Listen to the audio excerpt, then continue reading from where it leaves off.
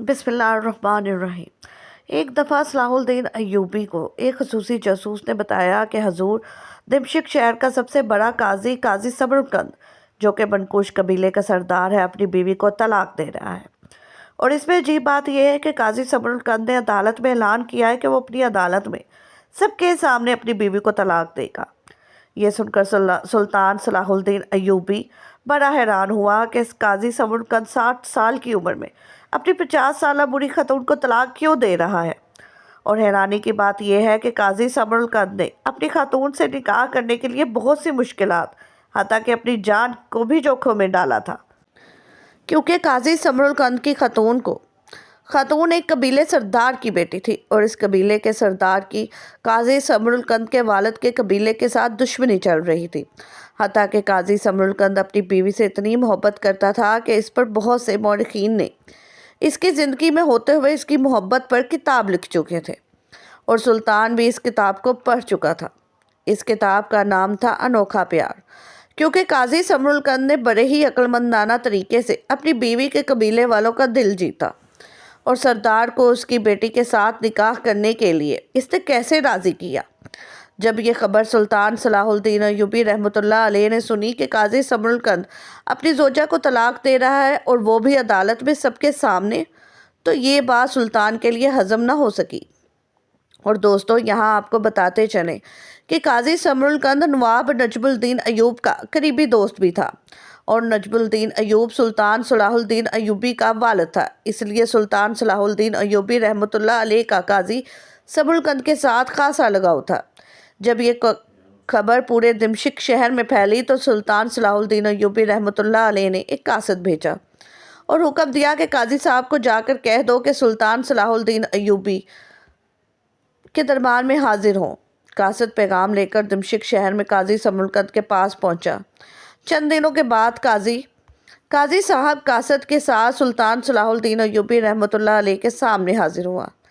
सुल्तान Salahuddin Ayyubi रहमतुल्लाह अलैह ने इसको अपने कमरे में ले गया और कहा, काजी साहब, हम आपको अपने दरबार में खुश आमदीद कहते हैं, लेकिन एक बात जो पूरे दिमश्क शहर में फैल चुकी है वो मुझे हजम नहीं हुई कि क्या आप अपनी जोजा को इस उम्र में तलाक देने के बारे में ऐलान कर चुके हैं। काजी साहब कहने लगे, जी हाँ सुल्तान मौज़म, आपने दुरुस्त सुना। फिर सुल्तान ने कहा कि हैरानगी की बात मेरे लिए ये थी कि आपने ऐलान किया कि मैं भरी अदालत के सामने अपनी जोजा को तलाक दूंगा।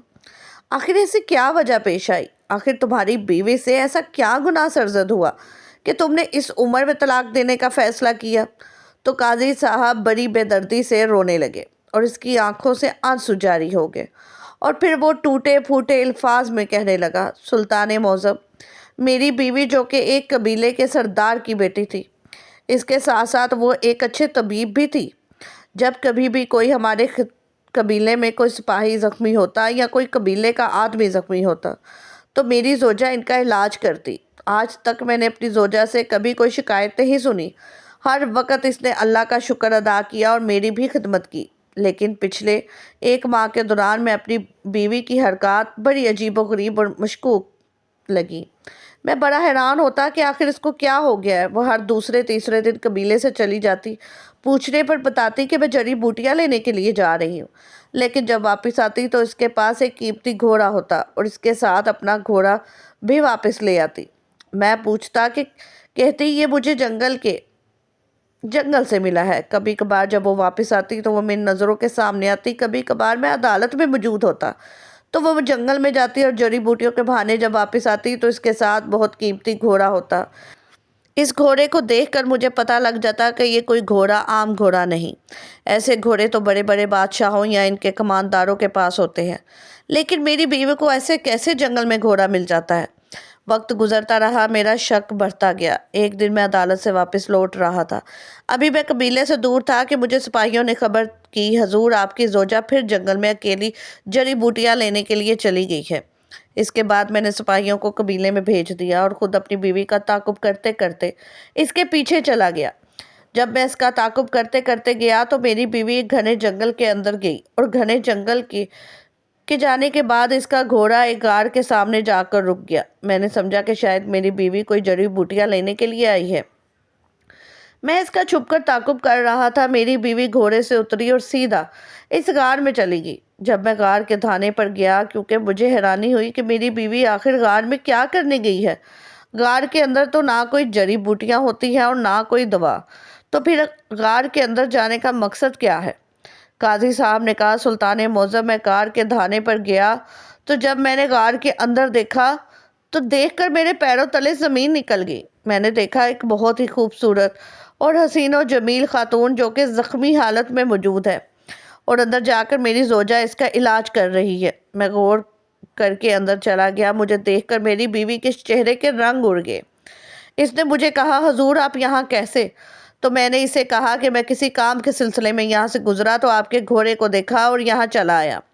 پھر میں نے اس سے پوچھا کہ یہ خاتون کون ہے اور تم یہاں اس غار میں اس کا علاج کیوں کر رہی ہو؟ اتنے میں غار کے اندر بہت سارے سپاہی آ گئے، اچھے لباس میں ملبوس تھے، جو کسی پڑوسی بادشاہ کے سپاہی لگتے تھے۔ میری خاتون نے بتایا کہ یہ ایک پڑوسی بادشاہ کی ملکہ ہے اور شکار کرتے کرتے ان پر اچانک دشمنوں نے حملہ کر دیا، جس کی وجہ سے یہ زخمی ہو گئی اور ابھی تک دشمن ان کے تعاقب میں ہے، اور زخمی حالت میں ملکہ کو اپنے واپس محل میں لے جانا ان کے لیے ناممکن تھا اور اس کا علاج بھی کرنا ضروری تھا۔ اس لیے وہ عام آدمی کے روپ میں ہمارے قبیلے میں گئے تو ان کو پتہ چلا کہ قاضی سمرقند کی بیوی علاج کرنے میں کافی مہارت رکھتی ہے۔ انہوں نے بڑے خفیہ طریقے سے مجھ سے رابطہ کیا اور مجھے کہا کہ اگر تم ملکہ کا علاج کر دو تو ہم تمہیں منہ مانگا انعام دیں گے۔ یہ سن کر میں فوراً ملکہ کی مدد کرنے کے لیے آئی، لیکن جتنی میری زوجہ سچ کہہ رہی تھی اتنا تھا نہیں، کیونکہ میں نے ملکہ کی ٹانگ پر زخم دیکھا جو کہ پیر کے اوپر تلوار کا گھاؤ تھا، وہ اتنا بڑا نہیں تھا۔ میں نے ملکہ سے پوچھا کہ تم نے اس کے بدلے کون سا انعام دیا ہے؟ ملکہ نے کہا، جب بھی آپ کی بیوی کا علاج کرنے کے لیے آتی ہے تو ہم اس سے بدلے میں ایک شاہی گھوڑا دیتے ہیں۔ میں اپنی بیوی کو اچھی طرح جانتا تھا کہ اسے گھوڑے بہت زیادہ پسند ہیں، اس لیے مجھے پتہ چل گیا تھا کہ میری بیوی ملکہ کے ساتھ غداری کر رہی تھی۔ سلطان بڑا حیران ہوا کہ آپ کی بیوی نے کیسے غداری کی؟ تو قاضی نے کہا، سلطان معظم، ایک مہمان سے یہ اس کا علاج کرنے کا معاوضہ لے رہی تھی اور ساتھ میں اس کا دھوکہ بھی کر رہی تھی۔ میں نے جیسے ہی زخم کو دیکھا تو مجھے پتہ چل گیا کہ یہ زخم ایک ہی بار میں مرہم لگانے سے ٹھیک ہو سکتا ہے، لیکن میری زوجہ اس پر کچھ ایسا دوا لگاتی جو آئے دن زخم بڑھ رہا تھا، اور اسی لالچ میں وہاں روز ان سے ایک گھوڑا لے جاتی۔ اس نے ایک طبیب کی طرح اس کا علاج نہیں کیا، کیونکہ وہ جانتی تھی کہ اگر ملکہ جلدی ٹھیک ہو جائے گی تو وہ یہاں سے کسی نہ کسی طریقے سے چلے جائیں گے اور وہ شاہی گھوڑے اس کو ملنا بند ہو جائیں گے۔ تو میں نے ملکہ کو فوراً اپنے قبیلے میں لے گیا اور میں نے اپنے ایک قبیلے کے دوسرے حکیم کو بلایا۔ اس نے ملکہ کا علاج کیا اور دوسرے دن ہی ملکہ کا زخم ٹھیک ہونے لگا۔ تو ملکہ نے بھی میری بات کا اعتراف کیا کہ حضور آپ ٹھیک کہہ رہے تھے، آپ کی بیوی لالچ میں آ کر آئے دن زخم کو بگاڑ رہی تھی۔ میں نے خود دل میں سوچا کہ جب میری بیوی، جو کہ ایک باہر سے آئے ہوئے مہمان تھے، مظلوم بھی تھے، ان سے رشوت لے کر ان کا علاج کر رہی تھی اور ان کے ساتھ غداری کر رہی تھی، تو اس کا شوہر ایک اچھا حاکم کیسے بن سکتا ہے؟ ایک اچھا قاضی کیسے بن سکتا ہے؟ وہ لوگوں کے پاس کیسا انصاف کرے گا اور اپنے قبیلے والوں کے ساتھ کیسا سلوک کرے گا؟ یہ بات مجھے بالکل ہضم نہ ہوئی اور میں نے سوچا اپنی زوجہ کو ایسی سزا دوں گا کہ آنے والی عورتوں کو سبق مل جائے گا۔ اس لیے میں نے اپنی بیوی کو فوراً طلاق دینے کا حکم دیا اور میں نے اسے طلاق کے بدلے میں اپنی ساری دولت جتنی بھی میرے پاس موجود تھی، قیمتی گھوڑے، سب میں اس کے نام کر دوں گا، لیکن اب میں اسے اپنی پاس بیوی بنا کر نہیں رکھوں گا۔ یہ سن کر سلطان صلاح الدین ایوبی رحمۃ اللہ علیہ نے اس کی بیوی کو قاصد بھیج کر اپنے پاس بلایا اور کہا، کیا قاضی صاحب سچ کہہ رہے ہیں؟ تو یہ دیکھ کر اس کی بیوی رونے لگی اور کہا، سلطان معظم، مجھ سے بہت بڑی غلطی ہو گئی، آپ ہی قاضی صاحب کو سمجھائیں کہ یہ اپنا فیصلہ واپس لے لیں۔ تو قاضی صاحب نے کہا کہ میں نے کبھی اپنا فیصلہ واپس نہیں لیا، لہٰذا میں اپنے فیصلے پر عمل کر کے رہوں گا۔